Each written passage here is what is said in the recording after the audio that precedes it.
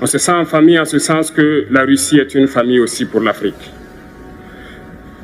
C'est une famille parce que nous avons la même histoire. La Russie a consenti d'énormes sacrifices pour libérer le monde du nazisme pendant la Seconde Guerre mondiale. Les peuples africains, nos grands-pères, ont été déportés de force aussi pour aider l'Europe à se débarrasser du nazisme. Nous partageons la même histoire en ce sens que nous sommes les peuples oubliés du monde.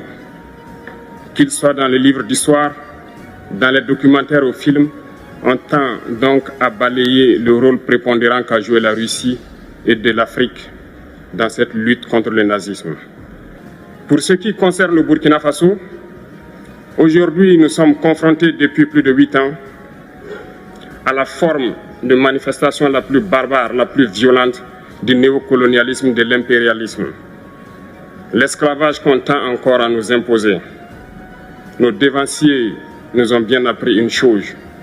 L'esclave qui n'est pas capable d'assumer sa révolte ne mérite pas que l'on s'apitoie sur son sort. Nous ne nous apitoyons pas sur nos sorts, on ne demande pas que quelqu'un s'apitoie sur notre sort. Le peuple burkinabé a décidé de lutter contre l'île terroriste en mesure de relancer son développement. Dans cette lutte, des vaillants peuples, des vaillantes populations se sont engagées à prendre les armes face au terrorisme, ceux que nous avons affectueusement appelés les VDP, des volontaires.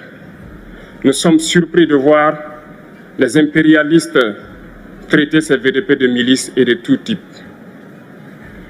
C'est décevant, parce qu'en Europe, lorsque des peuples prennent les armes pour défendre leur patrie, on les traite de patriotes. Mais là n'est pas le problème. Ce qui est le problème, c'est de voir des chefs d'État africains qui n'apportent rien à ces peuples qui se battent, mais qui chantent la même chose que les impérialistes en nous traitant de milices, en nous traitant donc d'hommes qui ne respectent pas les droits de l'homme. De quels droits de l'homme parle-t-on? Nous nous offusquons contre cela et c'est honteux. Il faut que nous, chefs d'État africains, nous arrêtons de nous comporter donc en marionnettes qui dansent à chaque fois que les impérialistes tirent sur les ficelles. Hier, le président Vladimir Poutine a annoncé donc l'envoi de céréales en Afrique. Nous sommes bien contents. Nous lui disons merci pour cela.